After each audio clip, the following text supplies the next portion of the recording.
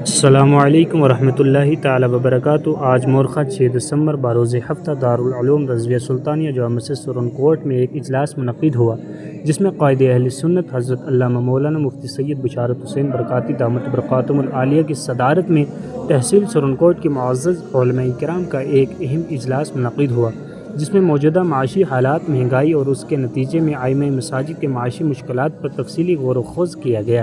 اجلاس میں علماء نے اس امر پر شدید تشویش کا اظہار کیا کہ ائمہ کرام کی تنخواہیں اور نکاح کے موقع پر دیے جانے والے نذرانے آج کے دور کی مہنگائی کے لحاظ سے نہایت ناکافی ہیں۔ علماء کا کہنا تھا کہ جو نذرانے 10 سال پہلے مقرر تھے، بدقسمتی سے آج بھی وہی دیے جا رہے ہیں، جس سے ائمہ کرام کی ضروریات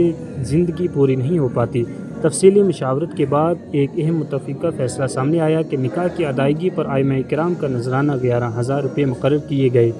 مساجد کے ائمہ کی کم از کم منتھلی تنخواہیں 20,000 روپے مقرر کی جائیں گی۔ حضرت مولانا بشارت حسین برکاتی نے تمام علماء کی رائے سننے کے بعد اس فیصلے کو مشترکہ و متفقہ قرار دیا اور امید ظاہر کی کہ عوام،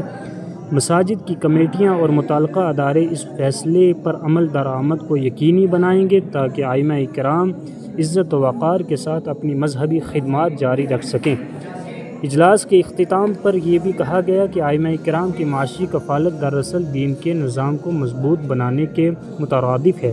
اس لیے اس معاملے پر سنجیدگی اور فوری توجہ کی جائے۔